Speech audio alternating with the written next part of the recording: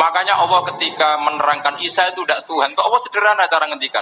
Karena yakulani to amal masih ibnu Maryam illa rasul. Qad khalas min qablihir rusul. Wa ummuhu siddiqah kana yakulani to amal. Artinya kalau Isa itu tidak mangan ya lemes. Nak keluarga yo kudu ngising. Lah terus mbok sembah terus piye? Jadi gak kebayang seorang Tuhan kemudian kalau gak makan tuh lemes. Berarti statusnya Isa apa? Orang yang lemes kalau tidak makan. Terus kamu Tuhan kan? Aneh gak? Dan itu didawuhkan juga oleh Rasulullah SAW. Tuba liman amana bi walam yaroni. Yang hebat itu imannya orang yang enggak melihat saya. Makanya masyhur itu malaikat ditanya Allah, siapa imannya yang paling kuat? Ya kita, karena melihat engkau langsung ya Allah. Para nabi. Terus tapi yang dari sekian pertanyaan itu jawab sama, yang paling ajaib adalah umat-umat Muhammad di akhir zaman, enggak menangi nabinya, juga enggak pernah lihat surga neraka, tapi iman sama saya. Dan mereka punya cara untuk imannya ini berkualitas sama dengan kamu para malaikat. Ya diantaranya dengan cara logika tadi yang saya utarakan tadi. Am khuliqu min ghairi syai'in am humul khaliqun. Kalau alam raya ini wujud, maka penyebabnya harus sesuatu yang wujud. Masa sesuatu yang enggak wujud menyebabkan yang wujud. Kalau angka 10 ada, 1 juta ada, pasti dimulai angka 1. Makanya nisbatusnaini wal arba'ah ila ma la nihayatalaha itu semuanya nisbatul far'i ilal asli. Semua angka berapapun jumlahnya itu binisbat ilal wahid adalah nisbatul far'i ilal asli. Itu cara-cara, makanya tadi kajian ilmu itu tidak ada habis-habis. Makanya perasaan saya itu kemungkinan orang Islam jadi ateis itu kecil Pak Fatullah. Saya punya kitab, ini saya ulang lagi, kitab calon wali. Kenapa saya sering cerita wali? Kalau di kampus itu kan orang inginnya ya jadi dekan, jadi rektor atau jadi menteri lah kira-kira gitu. Kalau di pesantren orang itu cita-citanya satu, ingin jadi wali. Ya supaya majelis ini barokah, saya tidak perlu cerita dunia kampus. Kalau cerita kan corong jongu ya segoro lah. Bongso keinginan gitu kan tidak selera saya, juga ada dunia saya. Supaya sampai dapat ilmu ya saya cerita dunia. Itu kitab, saya punya kitab calon wali lah kira-kira. Atau wali sudah wali top. Namanya kitab Tasbitul Fuad, karangannya Sayyid Abdul Haddad. Itu beliau cerita, di antara ceritanya itu unik. Kata beliau begini. Saya itu tidak khawatir orang Islam jadi murtad, apalagi jadi ateis.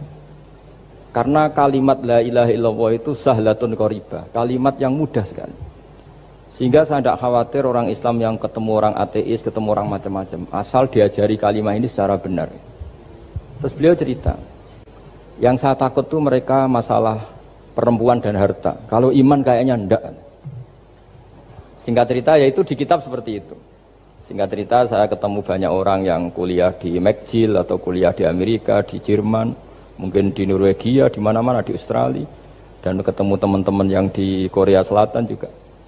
Mereka itu orang kebanyakan yang nyuwun sewu gak keluarga kiai, tapi mereka nggak ada yang nggak tetap iman. Ketika saya tanya kenapa Anda tetap iman, padahal ada beberapa negara yang lebih stabil, lebih makmur dibanding negara yang mengklaim sebagai negara Islam. Itu cara berpikir ya sederhana. Enggak lah Gus, kayaknya kok Tuhan kok ada tanggal lahirnya, enggak lah, kayaknya yang namanya Tuhan tuh ya awal lah. Masa pencipta langit bumi dituhani orang yang lahirnya di bumi, kayak enggak lah kayaknya. Jadi ya berpikir sederhana. Padahal ya kurang ajarnya Masya Allah. Anak ini ya dugem ya macam-macam, tapi kalau ditanya disuruh yang lain enggak mau dia. Enggak lah, kayak yang benar tetap Islam. Karena kalimat ini yaitu tadi eksistensi Tuhan, tadi eksistensi Allah itu la ilaha illallah itu kalimatun sahlah, kalimatun qoribah, kalimah yang begitu mudah difahami. Kenapa mudah difahami? Misalnya kita ngaji, Tuhan itu siapa? Yang menciptakan langit dan bumi.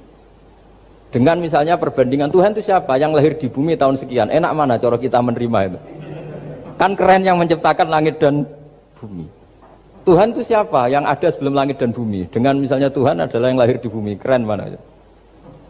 Nah, bayangkan kalau kita punya Tuhan Fir'aun, sudah mati jadi tontonan kan, terus gak keren maksudnya punya Tuhan kok seperti itu. Nah ini yang katanya Sayyid Abdul Haddad, kalimat ini sahlatun qaribah. Sehingga kalimat ini pula yang kita dilatih, la ilaha illallah kalimatu haqqin 'alaiha nahya wa 'alaiha namut wa 'alaiha nub'ats atau wa biha nub'atsu insyaallah taala minal aminin. Nah, saya sebetulnya tadi datang tuh tidak ingin menjelaskan ini, tapi tadi kata Pak Fathul Wahid, ilmu itu kalau dikaji tambah hari tambah mudah, karena perangkat untuk menemukan bulan itu misalnya nggak rata itu gampang sekali. Pakai teori pemandangan ya bisa, pakai teori gambar juga bisa. Kalau teori pemandangan tadi, kalau kita bisa melihat mobil 2 meter masih kelihatan 2 meter, itu dengan jarak berapa masih orisinil seperti itu. Tambah jauh, tambah tidak kelihatan, tambah jauh, tambah. Nah ternyata setelah 5 kilo misalnya tidak kelihatan, berarti untuk jumlah 2 meter hilang per 5 kilo. Nah berarti kalau bulan masih kelihatan segitu, berarti jarak kita dan bulan kira-kira sekian ribu kilo. Itu bisa dihitung, itu tanpa teknologi. Makanya sebetulnya teknologi itu nyumbang itu nggak sampai 30%. Yang paling banyak ya sains tadi, pengetahuan itu yang kayak tadi orang menemukan pesawat, itu kontribusi terbesar tetap pengetahuan. Misalnya pesawat dari bahan ini kalau kecepatan sekian kena angin pecah enggak, tetap pengetahuan yang menopang itu. Teknologi kan paling mengantar supaya pesawat kecepatan sekian didorong mesin sekian dengan apa begitu. Nah pesantren seperti kita ya, saya ini dididik Mbah Mun, dididik bapak saya, buyut-buyut saya, kiai, itu sekali alim, yang alim betulan, itu ya alim betul. Ya karena memang yang repot nih yang agak-agak dukun itu ya ribet itu. Penting rambutnya gondrong, terus terkenal gak pernah mandi, terus nanti ada orang tertentu tertarik minta doa, ini yang ribet ini, susah ini sertifikasinya susah ini karena. Tapi kalau kita ini di pesantren yang coro sertifikasinya jelas. Jadi berani jadi Gus harus bisa baca Mu'in gitu, berani jadi Kiai harus bisa baca Wahab. Aturan mainnya jelas kalau di ini. Yang repot tuh yang sebagian itu aturan mainnya tidak jelas. Terus promosinya itu pernah datangi menteri loh, pernah datangi, wah ya ribet kalau ukuran keren tuh didatangi apa? Menteri atau pejabat. Saya teruskan ya, karena ilmu itu harus menyelamatkan kita sampai di depan Allah Subhanahu wa Ta'ala. Nah, ketika kita menyifati Allah itu az-zahir, zat yang begitu jelas. Itu kalau kita kan kok begitu jelas padahal nggak bisa dilihat, terus kita sendiri tidak pernah melihat. Tapi eksistensi Tuhan sebagai Tuhan, yaitu al-wajibil wujud, itu jelas sekali karena nggak mungkin suatu yang wujud diciptakan oleh yang tidak wujud. Kenapa harus awal? Masa pencipta datangnya terlambat? Terus juga harus bakok itu abadi atau al-akhir kalau dalam bahasa Quran. Masa zat yang superior kemudian kalah sama yang diciptakan. Berarti nanti ada kekuatan besar yang mengalahkan Tuhan. Ya kan ya aneh, kekuatan ini dalam kendalinya kemudian Allah kalah kan tidak mungkin. Makanya disebut al-akhir. Allah pasti tidak ada yang mengalahkan. Terus diantaranya lagi disebut qiyamuhu binafsihi. Kalau dalam bahasa Quran disebut al-qayyum, zat yang berdiri sendiri. Gak boleh Tuhan butuh yang lain. Kalau butuh yang lain berarti bergantung pada yang lain, dan nggak usah jadi Tuhan lah kalau masih butuh yang lain. Sehingga karena kekuatan ini, saya ulang lagi, karena kekuatan ini, ketika anak-anak mahasiswa kuliah di Jerman atau di Swiss, di negara-negara yang lebih bahagia ketimbang negara yang mayoritas Muslim, itu mungkin mereka tertarik sama sistem negara itu karena ada jaminan sosial ini. Tapi nggak pernah tertarik sama Tuhannya negara itu, karena dihitung-hitung tadi Tuhannya mesti keren kita gitu. Jadi, ini cerita ke saya Abdul Haddad. Kata saya Abdul Haddad, kamu tidak usah khawatir lah umat Islam murtad atau jadi ateis gitu. Karena penjelasan tauhid Islam itu begitu jelas. Jadi by design manusia itu pasti nerima tauhid kira-kira gitu. Jadi ini pentingnya az-zahir. Jadi Allah itu begitu apa? Jelas. Tapi Allah juga mensifati dirinya al-batin. Nah, al-batin itu gak mudah dikenali. Kenapa? Karena tubuh kita desainnya ini profan, tubuh kita tidak sempurna, rentan. Nah, tentu sesuatu yang tidak sempurna ini tidak bisa melihat zat yang super apa? Sempurna. Kita bisa rusak sementara Allah tidak. Nah karena alasannya tubuh kita ini didesain untuk rusak, maka di surga itu keyakinan para ulama orang bisa melihat Allah karena desain tubuhnya sudah dirubah dari desain profan menjadi keabadian. Sehingga di sini terus ada kelayakan melihat. Itu pun tetap min ghairi kaifin walan hisorin, tetap ya bisa melihat, tapi corong Jawa itu keceluk melihat tapi tidak sampai faham. Karena bagaimanapun Allah itu la tudrikul absar wa huwa yudrikul absar. Bagaimanapun Allah itu laisa kamitslihi syai'un, tidak ada padanannya. Jadi makanya Allah punya sisi az-zahir bisa dikenali sekali. Kenapa? Ya tadi nisbatusnaini wal arba'ah ila ma la nihayata laha itu Nisbatul far'i ilal asli. Saya punya kitab Pak Fathul Wahid, diajar Mbah Mun dulu, kitab Al-Husunul Hamidiyah. Itu yang ngarang itu ya kayak kelihatan ngawur, tapi ngawurnya orang alim. Jadi di situ ada gambar, gambarnya itu nggak jelas. Mungkin pengarangnya juga nggak bisa gambar kayaknya. Wah bulat, benang bulat ada, gambar gunung ada, gambar yang tambah ngawur ya banyak sekali. Gambarnya itu nggak ada yang jelas. Tapi dari nggak jelas itu beliau bilang gini, gambar yang bulat ini, yang nggak jelas ini, tetap kamu punya rumus kan? Itu dimulai dari satu titik. Mau gambar gedung tingkat 5, mau gambar hutan ada harimaunya, tetap dimulai dari satu titik. Ya alam raya ya seperti itu, mau ada Mars, cek mau ada Jupiter, kayak tetap dimulai dari situ titik. Nah ini namanya nuqtatul wujud, titik kewujudan, yaitu Allah Subhanahu wa Ta'ala. Sehingga ketika kita ngaji, ketika di pesantren dulu, penjelasannya adalah Al-Quran maknanya dipadatkan di Fatihah, Fatihah dipadatkan di Bismillah, katanya Bismillah dipadatkan di titiknya Ba. Nah titik Ba ini dianggap titik awal wujud, bi kana makana wa bi yakunu mayakun. Kira-kira Allah mentitahkan karena saya semuanya yang ada, dan karena saya yang mau ada bisa saya adakan. Nah, itu sirinya lah. Jadi menerangkan tauhid itu pakai gambar. Gambarnya keliru sekali lah kalau dalam orang seni mesti lihat gak seni itu. Karena dia agak butuh gambarnya, butuh mau menjelaskan buat dunia sebanyak ini, buat alam raya sebanyak ini tetap dimulai dari satu titik. Nah, sehingga di sini ada tauhid qul huwallahu ahad, Allahus samad, tak seterusnya. Nah saya mohon lewat penjelasan ini ya, baik orang yang ahli teknik maupun ahli medis, ahli apa saja, tolong latihlah memberi penjelasan yang mudah, sehingga agama ini mudah dicerna.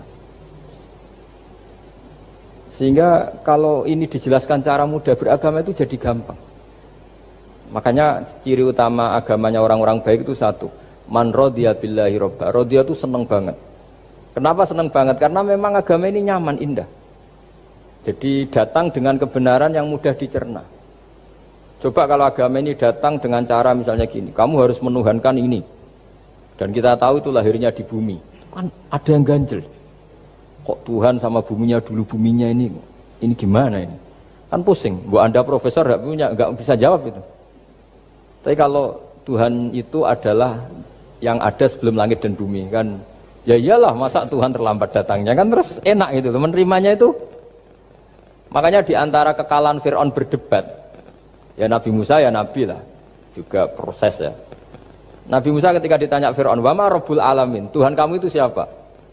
Jawabnya Nabi Musa, rabbus samawati wal ardi, yang menuhani langit dan bumi. Itu Fir'aun masih bisa ngeles. Saya jalan-jalan kemana-mana, yang dituhankan saya, berarti yang Tuhan ya saya dong. Ma'alim tulakum min ilahin apa? Ghairi, kata Fir'aun. Soal Tuhan kamu di langit, begini kata Fir'aun. Haman dipanggil, Haman bikinkan piramida yang paling tinggi, saya ingin melihat Tuhannya Musa. Musa bingung kan? Padahal kalau naik piramida nanti Fir'aun pun tidak bisa melihat Allah kan? Wong yang Nabi yang kiai aja gak bisa melihat, apalagi Fir'aun. Padahal celakanya ketika dia tidak melihat Allah, dia akan mengatakan Allah itu tidak ada, ribet kan? Itu penjelasan tentang Tuhan ini sebetulnya sudah absolut lah. Rabbus samawati wal ardi, Tuhannya langit dan bumi. Tapi itu gak ngefek, di perdebatan gak ngefek. Yang ngefek adalah ketika Musa bilang gini, Rabbukum wa rabbu abaikumul awwalin, sing nuhani buyutem. Wah kaget pengawal-pengawalnya langsung do iman meskipun secara siron, secara rahasia. Iya, nah, Quran pangeran berarti buyutnya radi pangeran. Kan pangerannya putu nih, berarti buyutnya wah ribet kan? Ya kalau Fir'aun Tuhan, bapaknya tambah Tuhan kan, mbahnya, buyutnya. Akhirnya kata pengawal korban, geblek tenan Fir'aun. Artinya apa? Kadang argumentasi yang sudah benar, yaitu Tuhannya langit dan bumi kan ya benar lah. Tapi itu tidak ngefek, di perdebatan tidak ngefek. Yang ngefek adalah ketika Rabbukum wa rabbu abaikumul awwalin, yang nuhani nenek moyang kamu. Orang mulai mikir kalau Fir'aun itu Tuhan, lalu nenek moyangnya Tuhannya siapa?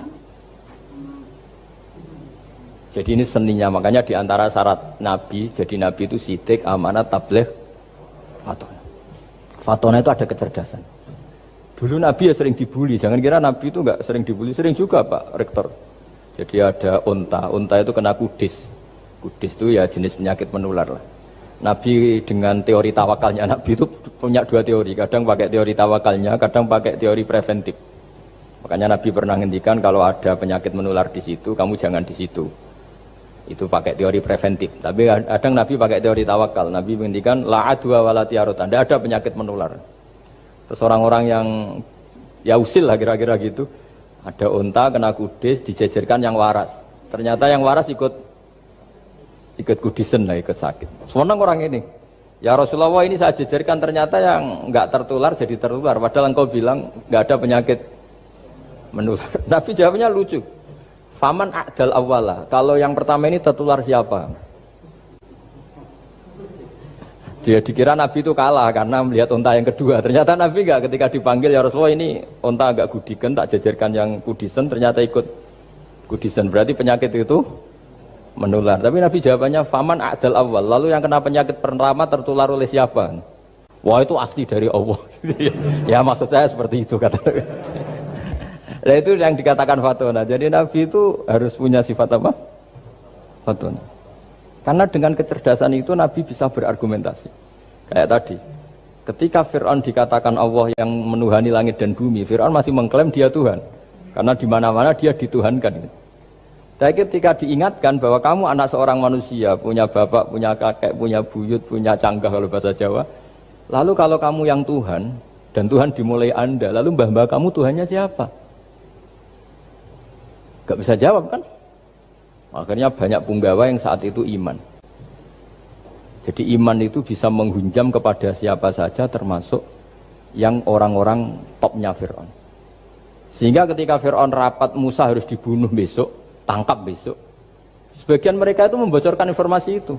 Datang ke Musa, tadi malam kita ikut rapat, keputusannya Anda dibunuh, maka larilah kamu. Itu barokahnya iman. Artinya ya karena logika Musa lebih masuk akal ya mereka lebih percaya sama Musa. Gara-gara profesi ya tetap kerja. Dan yang mulai ribet dunia. Ya mulai ribet. Jadi makanya kamu jangan tanya kaifa hukmul mukmin sing yukhfi imanahu. Bagaimana hukumnya orang mukmin yang menyembunyikan imannya demi aman. Ya tidak usah kamu jawab. Kalau kamu jawab boleh ini kok kayak pecundang. Kalau kamu jawab haram pernah terjadi itu. Wa qala rajulun mu'minum min ali fir'auna yaktumu iman. Ini khazanah ya, jadi saya mohon mengkaji Islam itu harus dengan sisi-sisi yang bisa difahami orang pinter juga orang bodoh. Kata Imam Ghazali banyak, karena hadatin itu harus difahami orang pinter juga orang bodoh. Terus contoh yang paling populer tentu sering saya utarakan masalah iddah. Iddahnya orang terceraikan itu 3 kali masa suci. Kalau menurut Abu Hanifah 3 kali masa haid. Orang pintar tahulah kalau perempuan sedang haid, menstruasi pasti sedang tidak hamil. Sehingga kalau dia sudah haid 3 kali ada kepastian tidak hamil. Kalau tidak hamil artinya apa? Nggak ada sperma dari zaut awal, suami pertama yang jadi anak dia. Padahal tujuan itu adalah nanti kalau di hubungan suami istri sama suami kedua jelas anaknya suami kedua. Tapi kalau andaikan tidak ada iddah kan malam hubungan suami istri, pagi bentrok cerai, terus kawin. Kumpul suami istri lagi terus nanti anaknya itu anaknya siapa? Kan nggak jelas. Kalau sampean bisa klaim lewat DNA juga mungkin secara ilmu objektif Pak Rektor. Masalahnya juga bisa disuap kan? Saya sering dibantah orang-orang itu. Wah Gus DNA itu otoritatif karena gini-gini nggak mungkin bohong kamu. Ya DNA-nya nggak bohong, pegawainya bisa disuap kan? Kayak nggak tahu manusia apa nggak tahu Indonesia nggak tahu terus. Itu yang sensitif itu yang mulai wilayah sensitif itu. Kayak gak tahu manusia apa kayak gak tahu Indonesia? Manusia aja ya sudah. Berarti Anda sangat nasionalis. Jadi ribet kan? Maka dianjurkan ada iddah. Dengan iddah selesai berarti benar-benar perempuan ini baru atur rohmi, rahimnya steril dari unsur mani zaut awal. Dan kalau 3 kali masa suci itu artinya apa? Kira-kira 3 bulan. Kira-kira ya. Wal mutallaqatu yatarabbasna bi anfusina salah satu apa? Quru. Pertanyaannya kalau 3 bulan, andai kan tidak pakai teori ilmiah, menstruasi itu sudah teori ilmiah. Ada yang tanya ke saya, Gus kenapa harus sampai 3 kali? Padahal menstruasi pertama pasti sudah ada hamil. Saya jawab, menstruasi pertama itu namanya keluar darah. nggak ada jaminan kalau itu haid, bisa saja keluar darah karena kaget, karena kecelakaan, karena apa. Sehingga kalau misalnya perempuan diceraikan, Gus saya sudah haid, yang jamin kalau itu haid siapa? Maksudnya keluar darah dengan makna tidak hamil. Bisa saja keluar darah kali ini faktor kaget ya, atau faktor kecelakaan. Tapi kalau sampai 3 bulan karena per bulan haid sekali, itu meskipun haidnya keliru, haid keliru itu misalnya sebetulnya itu enggak darah haid tapi darah penyakit istikhadah, kan tetap kelihatan. Masa 3 bulan enggak bleeding Jawa Jawa? Kan mesti bentuknya tubuh sudah rubah. Artinya kata ulama-ulama, agama ini enggak bisa hanya mengacu ilmu. Kalau mengacu ilmu haid sekali sudah cukup. Tapi kenapa harus 3 kali? Karena 3 kali orang awam tahu semua kalau itu sedang hamil atau tidak hamil. 3 bulan dari dicerai kan kelihatan kalau hamil ya bentuk tubuhnya sudah rubah, kalau enggak. Intinya agama ini harus agama yang mudah difahami orang pinter, juga difahami orang yang tidak pinter. Kayak tadi bulan tadi, saya juga gak ngira kalau orang goblok jadi pinter itu. Jadi ini cerita ya, jadi supaya kita meskipun di lembaga kampus, di lembaga modern, jangan lupa tradisi-tradisi kebodohan ya diabadikan lah kira-kira itu, karena bodoh kadang ya penting. Makanya kalau cerita di dunia wali itu kaca, Anda boleh gak nerima cerita ini, tapi Anda harus percaya kalau kekuasaan Allah itu tidak terbatas. Kenapa orang Madura begitu mencintai kiai? Sebetulnya niatnya ya agak-agak baik, tapi ya baik, gak baik tapi baik. Ada santri itu Madura, dia saking percaya sama kiai itu ya khidmah, bikin teh, masakan kiai, mijitin kiai, pokoknya waktunya diberikan semua untuk kiai. Dan dia nggak pernah ikut ujian, apalagi ujian kelulusan disertasi dokter nggak pernah dia. Kalau sekolah nggak pernah ikut ujian. Sudah ya saya ridho jadi orang bodoh, sementing ikut jenengan. Suatu saat orang ini mati, kiainya tuh pusing, waduh mati. Nah, ini di dalam alam mimpi itu, kamu boleh gak percaya, nggak wajib percaya memang. Ini kan ada akidah, jadi tidak wajib percaya. Ditanya sama malaikat, Marabbuka, Tuhan kamu siapa? Jawabannya lucu, malaikat kamu itu gimana? Di mana-mana tanya sama orang pinter, orang bodoh kok kamu tanya? Pusing kan malaikatnya. Di mana-mana namanya tanya, itu ya sama orang pinter, masa orang bodoh ditanya? Yang bener aja kamu. Makanya bodoh ini ya senjata, makanya ini kita kalau pinter ya alhamdulillah, kalau bodoh ya alhamdulillah. Karena bodoh itu penting. Kalau negara ini tidak makmur, yang disalahkan mesti para rektor. Gunanya apa ada rektor kalau nggak solusi bagi bangsa ini? Orang bodoh pasti nggak disalahkan kan? Nanti kalau ada hisab, kenapa Indonesia carut marut? Yang dipanggil Allah itu menteri rektor, pasti itu. Apa kontribusi Anda sebagai orang pinter, sebagai profesor, sebagai orang bodoh aman? Santai, nggak kena panggilan kan? Karena Anda harus bertanggung jawab. Akhirnya terus malaikat tanya, lalu yang pinter siapa? Yang di atas itu, kiainya yang nalkin itu, yang di atas itu. Walhasil kiainya itu karena wali itu dengar, ya boleh cung bodoh kok terus nganti wis mati. bodoh kok kamu bawa sampai mati. Jadi kadang orang bodoh itu ya pinter tadi, malaikat tuh kamu tuh gimana? Di mana-mana tanya itu ya sama orang pinter. Orang bodoh kok kamu tanya? Ya ribet kan kalau sudah ketemu seperti itu. Nah, Nabi juga sering ngalami dialek sama orang bodoh. Kadang Nabi yang ngalah, kadang logikanya orang bodoh itu lebih gampang. Itu ada orang pencari dop itu semacam kayak biawak ya. Tapi tidak biawak, kayak semacam biawak. Ketemu Nabi, kamu tahu kalau saya ini Rasulullah? Tidak tahu ya. Ya kamu harus iman kalau saya ini Rasulullah. Hatta yu'mina laka hadad dhab. Ya kalau hewan ini iman sama kamu ya saya iman. Ribet kan ukurannya itu. Waduh, untung Nabi betul. Terus Nabi tanya, "Dhab, kamu tahu kalau saya Rasulullah?" Terus dhabnya saat itu bisa bicara asyhadu annaka Rasulullah, terus baru iman. Imannya tanya, kenapa kamu iman sama Rasulullah? Hewan aja tahu kalau dia Nabi, apalagi manusia. Sehingga di masyhur itu di acara-acara kita kalau wadhabbu wal ghazalah yasyadani laka bir risalah itu. Wadhabbu wal ghazalah yasyadani laka bir risalah. Sehingga nah, kekeliruan kita, saya sering ngomong di mana-mana, matur di mana-mana. masyarakat Indonesia mayoritas ya tetap yang nggak pinter. Orang Islam mayoritas yang nggak pinter. Lalu orang nggak pinter ini diabaikan sehingga mereka tidak jadi energi yang luar biasa untuk mengawal Islam atau mengawal Indonesia. Itu keliru menurut saya. Menurut saya orang-orang yang nggak pinter pun tuh punya nurani. Zaman kita dijajah Belanda, itu tidak semua orang rektor, tidak semua orang profesor, tidak semua orang kiai, tidak semua orang alim. Mereka orang-orang yang nggak terpelajar, tapi tetap tahu caranya melawan apa? Belanda, melawan penjajah. Karena tadi manusia ini diciptakan itu sudah punya pengetahuan. Seperti mukadimah dibaca Pak Rektor, Iqra wa rabbukal akram alladzi 'allama bil qalam 'allamal insana ma lam ya'lam. Jadi bawaan manusia itu akan tahu untuk sesuatu yang perlu diketahui meskipun dia orang bodoh. Saya ulang lagi, meskipun mereka orang apa? Orang bodoh. Ya, di sini ini Islam datang yastawi fistifadatiha fistifadati syariah ar-rijalu wasibyan, bahwa ukuran kebenaran itu adalah siapapun mudah tahu. Bahwa angka 2, angka 3, angka 5 itu adalah far'ul wahid, cabang dari angka 1. Fal aslu huwal wahid, yang asli adalah angka 1. Dan 1 ini harus 1.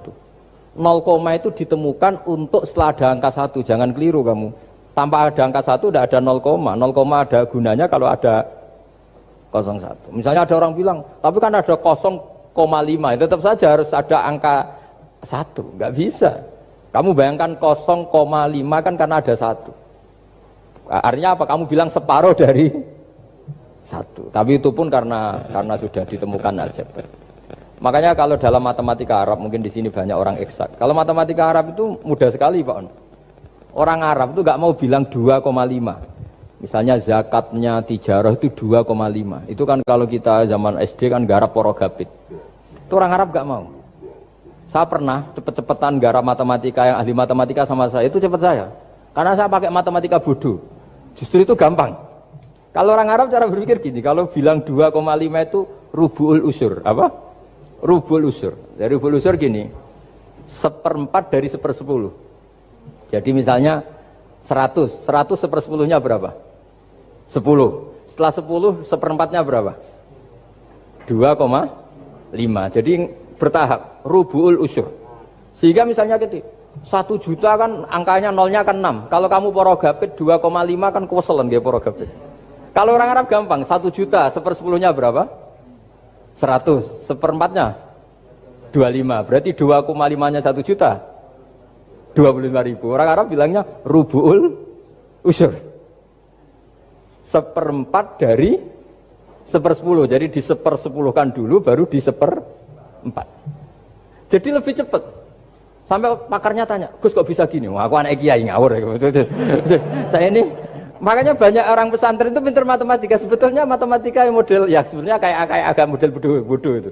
Tapi itu gampang, orang awam gampang. Kalau kita kan enggak, misalnya zakatnya zuruk, zakatnya tanaman itu 1/10 atau 1/20. Kalau orang Arab enggak mau 1/10 atau 1/20. Berarti kalau 100 ton atau 100 pintal berarti berapa? 10 atau 5 kan? 1/10-nya 100 berapa? 10. Kalau 1/20-nya 5. Kalau hitung-hitungan di fikih zakat orang modern kan 1/10 atau 1/20.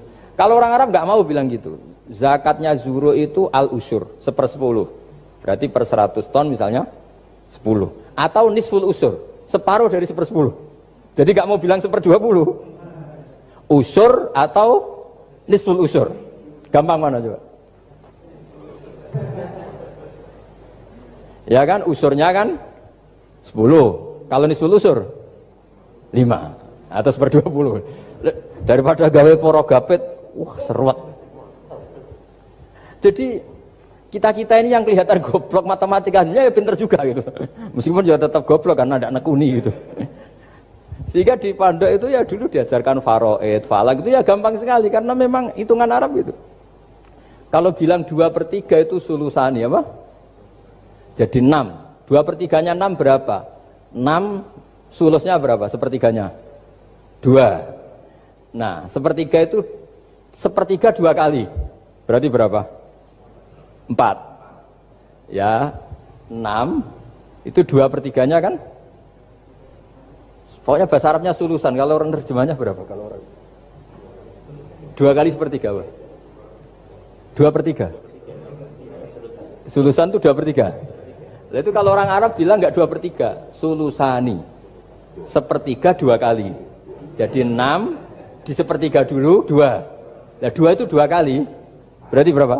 4. Jadi itu.